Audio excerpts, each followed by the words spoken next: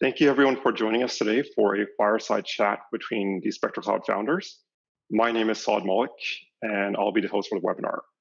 Before we begin, I do want to mention that if you guys have any questions, feel free to post your questions during the presentation itself using a Zoom webinar's question section. We'll answer these questions as part of the presentation, and time permitting, we'll also host a live question answer section towards the end. Let's start with some intros. Maybe Tenry can start first. Sure. Yeah, thanks, Saad. Hi, everyone. Thanks for attending Spectro Cloud's webinar. My name is Tenry Fu. I'm the CEO and co-founder of Spectro Cloud. I started my career at McAfee as a first engineer for the system management platform, ePolicy Orchestrator. And then I joined VMware as an architect for vCenter. At VMware, I saw cloud taking off, so I left VMware, start my first startup, Clicker Technologies, focused on a multi-cloud management platform.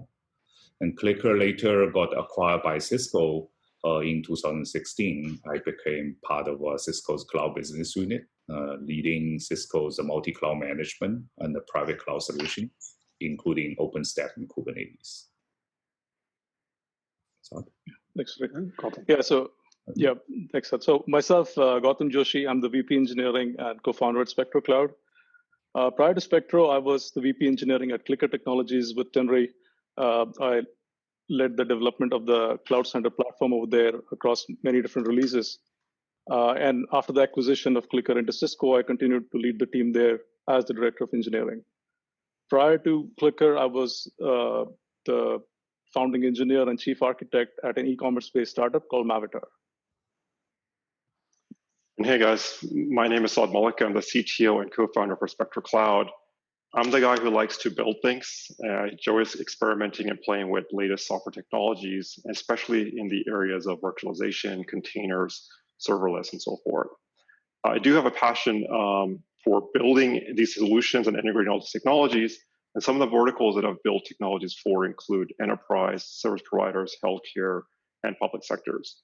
Previous to Cisco, I was with Gautam and Tenry at Clicker Technologies as a chief architect, where I got the opportunity to architect and build an event-based orchestration system to deploy applications to various clouds. And as part of the acquisition at Cisco, I was the principal engineer who built and led the ACI multi-site team. This was a higher level orchestration for software-defined networking from Cisco. So with the introductions, maybe Tenry, you can kind of kick us off and tell us, why did we start Spectro Cloud? Sure. Yeah, I'd love to talk about that. So in my prior life, right, multi-cloud management used to be really all you can do between clouds, right? Because if you look at all the different clouds, they have different APIs, they have a different image format, and the workload in general is just not portable across a multiple cloud environment, right? But now with containers and Kubernetes, right, this really is a game-changing opportunities, right? Both workload and infrastructure become truly portable across multiple environments. However, although Kubernetes is really an awesome technology, right? It's just an open source project, not an end-to-end enterprise solutions. It's not that easy to operate in the production. So Spectro Cloud, we aim to ease the burden of the Kubernetes management, right? And we want to be the vCenter for Kubernetes, that will build the best Kubernetes management solution for enterprise. Yeah, from my experience as well, right, working with large engineering teams over the years, we are sometimes very eager to adopt the latest and greatest in technologies, like be it cloud or container or Kubernetes.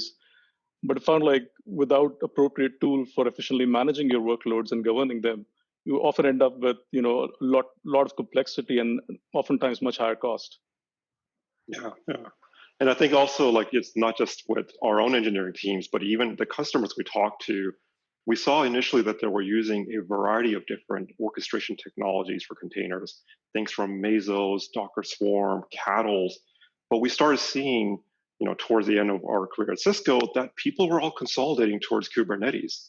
And for them, starting a small dev clusters was easy, but they were having challenges as they were moving into prod. Yeah, and something we observed in the last year KubeCon also, right? So now Kubernetes really, I think, reaching the inflection point from dev mode to production. More and more enterprises are adopting Kubernetes for production, but they are facing significant challenge. Because now once you get to production, you need to deal with all the additional upgrades, security, integration, so on and so forth. Yeah, absolutely. So if we take a step back, right, why do we think that Kubernetes is seeing such a massive adoption in such a short amount of time? Well, I think firstly, there are a lot of obvious benefits from containerized workloads themselves, right? Like agile development, increased efficiency, environment separation, and so on. I think using Kubernetes for your containerized workloads, not only it gives you scaling and failover out of the box, but also you get many other benefits like desired state-based configuration management, portability, service discovery, secrets management, and many others. Yeah, absolutely. And from my perspective too, Kubernetes is the closest thing to a PaaS, a platform as a service, but it's not really a PaaS. It's just a framework.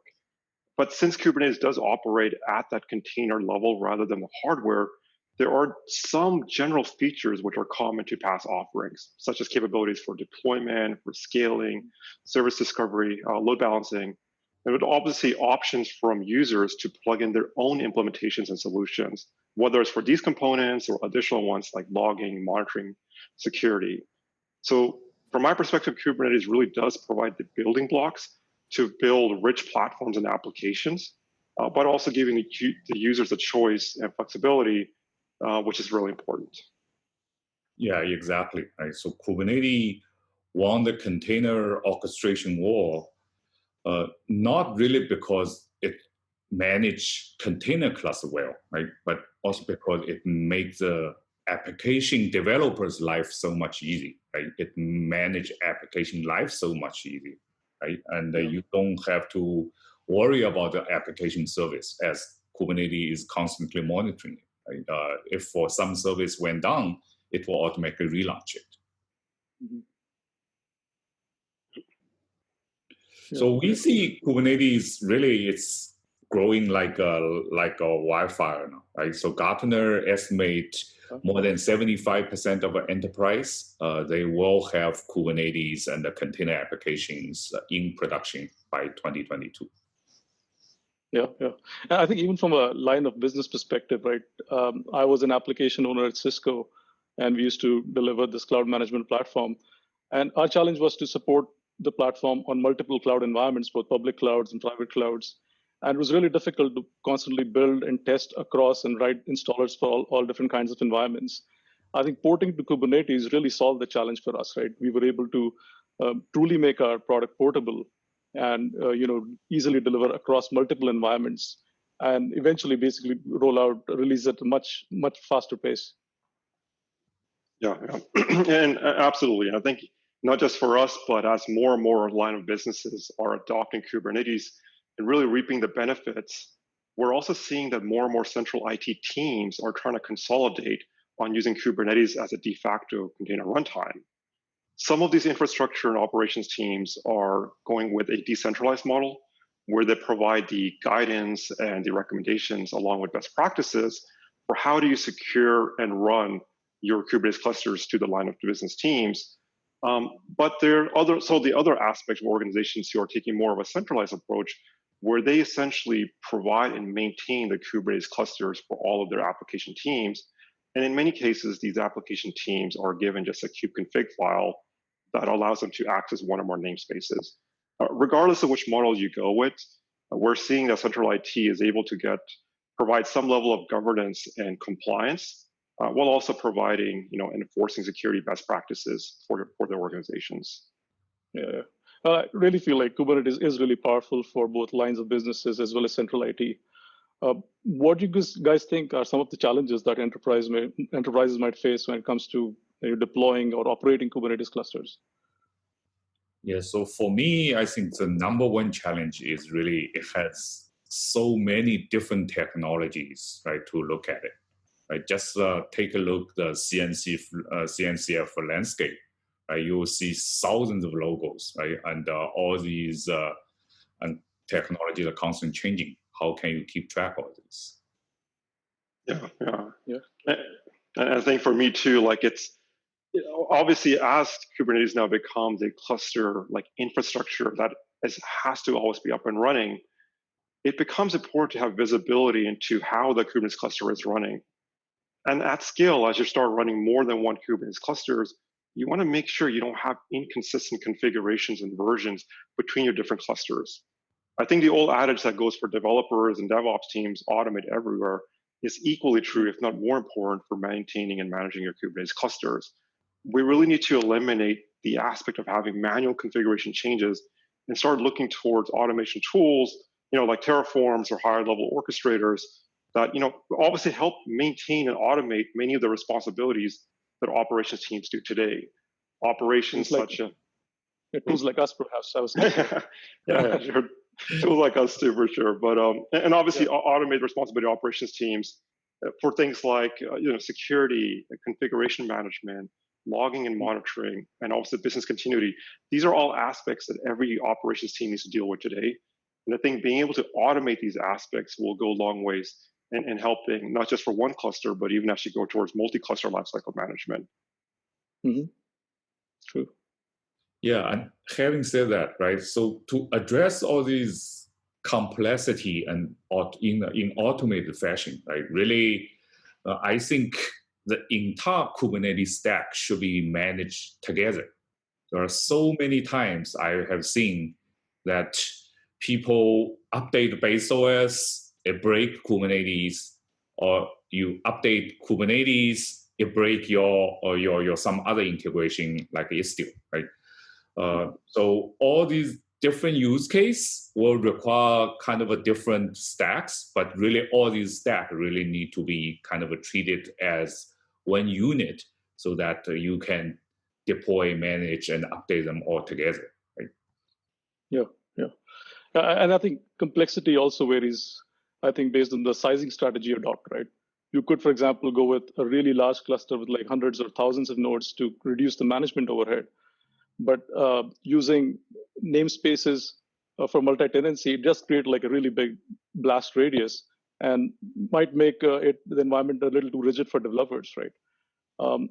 Secondly, like using namespaces, I think namespaces do offer a soft tenancy model, but many of the resources like API servers, DNS, proxy, these are all really shared resources. And so the level of isolation just may not be sufficient.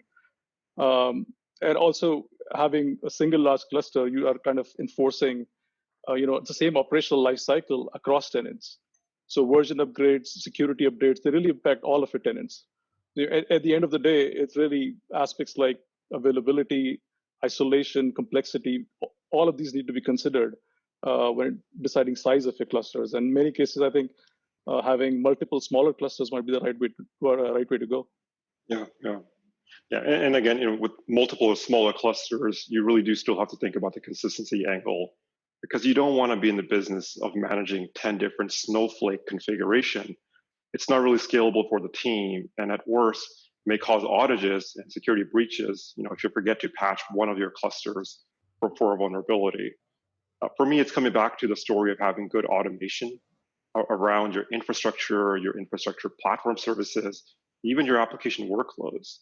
So, as an example, Intuit, the company that we've all been using the last couple of days to file extensions for our taxes, or at least doing our taxes, they developed a really cool tool called Argo CD, which uses more of a GitOps model to apply the latest set of manifests to your namespaces in your clusters. And again, helps with automation and keeping things up to date and consistent. And obviously, it's not just about maintaining clusters in one environment. Many enterprises are going towards a hybrid cloud or multi-cloud strategies. So how do you keep your environments and your clusters consistent across clouds as well too? Yeah, exactly, right? So multi-cluster, right? The other dimension is really the multi-cloud, right? So we don't see enterprises need to have their workload, right? Just keep switching between different clouds, but rather I think people want to have the freedom. They want to have the choice, right? and you want to place the right workload to the right cloud, right? So that your data will be more close to your specific cloud service, right? And also, right, depend on use case, right? So some of the use cases you do want to have your workload not locked into a particular cloud, be able to deploy into multiple environments, right? So we do see, for example, ISVs, right, that they want to serve different customers, and their customer may have a different requirement, right? So you need to be able to deploy your application workload into different cloud environments. Yeah. Well, another aspect is cost, isn't it? Like cost is obviously is another very, very important factor when it comes to organizing your clusters and your organizing your environments. Like a personal experience of mine is working, at Cisco. We had a team of close to 100 engineers, and we started off with a single large cluster, creating namespaces for each developers. And very soon it became really hard to manage. People stepping over each other's shoes, and the level of isolation just wasn't sufficient. From there, we decided to move to GKE and kind of created one cluster for every engineer. And that worked great initially from a management standpoint, right? Until we got our very first bill, which was like enormous, right? That from there tried things like, preemptible nodes. Even with all of the volume discounts that we got from Google, it just wasn't something that was sustainable, right? Eventually, we just decided to move back into our own data center, leverage our existing hardware, and create clusters there. I still had to invest like a couple of FTEs to get the initial tooling and the management right. But I think bottom line is without appropriate tooling and resource planning, you can end up with significantly higher costs. Yeah. Yeah, no, absolutely right. I think if you don't do the tooling, if you don't do the planning up front, you will see that shock. I think bill was like, for our team, it was 100 people with like $60,000, right? It's enormous. Yeah. So, but planning wise itself, you should, not only the cost aspect and thinking about architecture, but we should think about how do you properly secure and monitor your Kubernetes clusters. For one, obviously, you need a strategy around how do you set up high availability for your control components. These include things like your etcd, your API servers, your controller managers, all the other control components. Logging, monitoring, proper health alerting should also be implemented across the board. Right, for logging, most people today use something like Elasticsearch with Fluentd and Kibana.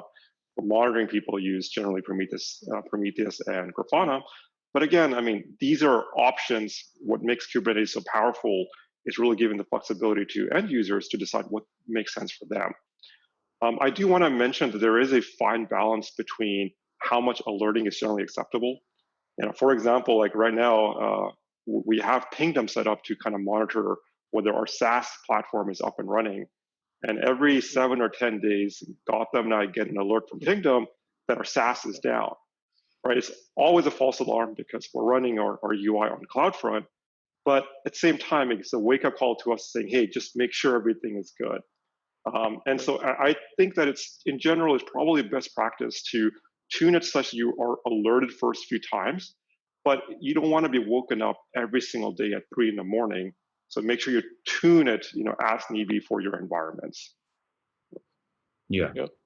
And security, and obviously it's not just a one-time thing, right? So when you deploy Kubernetes cluster, right, I'm sure there's all the security hardening, all the configuration settings. Now, because there are so many different integrations, right, in your end-to-end Kubernetes stack, right, and all these different layers, they constantly have additional CVEs coming out, right? So how to keep all these different layers, right, secure and up to date, it's a super important. Yeah. And how do you really know your cluster is really secure and compliant and conformant, right? There are great tools out there like KubeBench, for example, to measure, against CIS benchmarks. KubeHunter, also Sonoboy to run, Kubernetes end-to-end test to see if you are conformant. Mm-hmm. Yeah. So what do you guys think about stateful applications? Right? If you think about it, Kubernetes does provide an abstraction layer, right, that does allow you to run stateful workloads and have different plugins for different providers and different environments. But like, what do you guys think, Henry, like from a stateful application perspective? Yeah, so I think stateful application, obviously Kubernetes have some constructs like persistent volume claim, right? Mm-hmm. I think more important for enterprise application is how to handle DR and HA, right? So this not only is within the cluster, but also potentially across the cluster, even maybe potentially across multiple cloud environments. So generally, I think you have 3 different choices, right, for these stateful application or persistent service, right? Either you try to solve it at the storage level, right? Under that storage, maybe you really rely on some like a distributed file system like Portworx or OpenEBS that potentially can have your persistent volume actually across the multiple available zones. So if you use like cloud native storage, like Amazon EBS or in VMware, just use VMDK. Typically, they are only tied to one particular available zone or one particular cluster, right? So if you want to think of from DRHA perspective, you might want to have a different strategy to have a storage be able to span across multiple AZs. So that's pretty challenged on the storage level, right? So the alternative way is you try some new class of cloud native database application, for example, right? Like MongoDB, CockroachDB, TiDB. A lot of them are designed to be scaled out, right? With and the potential can even support multiple cluster across multiple cluster environment. So that can be another choice. Try to solve it at the application service level instead of the storage. Then the third way, obviously, you just don't do it inside the Kubernetes cluster at all, right? You rely on external service. If you have your database as a service, or if you are in public cloud as a PaaS service, then you can use that. And that normally can have a better DRHA capabilities. Yeah. Well, are there aspects of service mesh that play an important role or can help when it comes to all the stateful applications? I mean, I think there's maybe some aspects that service mesh can definitely help. Especially if you're going across different clusters and different clouds, right? The aspect of maybe securing the workload communication, also perhaps with the observability and monitoring. But obviously, service mesh is more than just for stateful; it's for all types of workloads, and it really does a good job of making it very easy to protect your inter-service communications. It also allows you to build these communication policies for your retries and fallbacks and circuit breakers, where all these communication logics can be added very easily without having to hard code them in your application. And I think the last big portion that people really use service mesh is that observability and tracing capabilities, where you can get from a single pane of glass, being able to monitor across the board, across your entire application fleet, how are things running? So. Yeah, so to me, I think service mesh is a different block, a different building block, right? So it can help you in terms of application service, cross-service communication, right? It really become a kind of a new layer 7 firewall and a router, right, to interconnect between application service. But some of the data sharing problem still is something that we need to solve separately, right? But orchestrate service mesh and make network routable still is a non-trivial work, right? So if we really deal with a multi-cloud environment, right, we really need to have a lot more automation, right? So especially have a kind of an orchestrator on top of a service mesh, right? So that it can dynamically establish connections between service to establish service routes.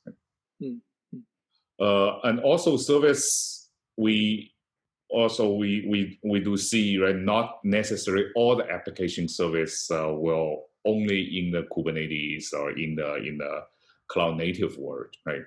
So you might still have some legacy or existing service out there. So service mesh can help route those as well. And service mesh still early, I think in their early days. Right now, there's no clear winner. There are many choices out there, right? It's still Linkerd, Solo, Console, you name it, right? So this kind of is what I mentioned, right? This is a different dimension of a complexity. How do you know which component or which this kind of a solution will be the best for your Kubernetes, right? And if you pick one, how do you ensure the compatibility matrix is always there, right? For example, when you upgrade it still to Windows 6, it will only support Kubernetes Windows 15 and above, right? And if your Kubernetes is still lower version, then it may break, right? So how do you know all these things ahead of time? Yeah. And it's just not the initial provisioning, but it's as you're upgrading your different components, they have different compatibility matrices, keeping all of those up to date. So yeah. Cool, guys. Please feel free to ask questions in the Q&A. We have a couple of questions coming in, but maybe we can wrap up with a more of a fun question that I at least like to ask. What new exciting technologies are you guys most interested in? Yeah, so I can go first. Myself, I'm really interested in saying what other use cases Kubernetes can solve, right? I mean, it's already great at running and hosting a broad range of applications like ML workloads or web applications, as well as compute jobs, for instance, right? But specifically other use cases like, around the edge, there are tools coming out like KubeEdge, and there are, reference architectures from organizations like CNTT. So I'm really interested to see where it ends up and how this whole area evolves. Yeah, so for me, I think the multi-cluster federation and multi-cluster application management, right? It's a very interesting area. It's obviously still in very early days, right? The Kubernetes, the federation project, V1, V2 already been several years, right? But it's still in very early stage. Right? There's still a lot of interesting work to be done. Yeah. And I think along with the service mesh, multi-cluster federation, for me also, I really like the concept of ingress controllers, right? Being able to leverage a single component to route your traffic through for your north-south communication. There is a contour recently, I don't know if you guys heard, it was also accepted to the CNCF. So areas that I'm really excited about. All right, let's look at the questions. We have one question coming in. So, does Spectro Cloud help with building AI ML workloads? Yeah, absolutely. Right? So Spectro Cloud is really, our philosophy is providing the flexibility and the manageability, right, for all the different kind of Kubernetes construction stacks, right? So through Spectro Cloud, you can define what we call cluster profile that can support AI ML workload, right? So for example, if you want to pick up base OS with NVIDIA GPU driver support, or you can pre-install Kubeflow as a system application as a part of our Kubernetes cluster. Right? All these can be easily done through us. Yeah. And even when we have these quick start profiles, or even out of the box support to make it very easy, right? So, yeah. The other question we have is serverless versus Kubernetes. It's funny, I was just having a chat with our sales guy the other day about serverless versus Kubernetes. And at least what I told him, from my perspective, I think serverless is an awesome technology, right? It allows people not to have to worry too much about the infrastructure, especially if you're running it inside of the cloud, using something like Lambdas or Google Functions.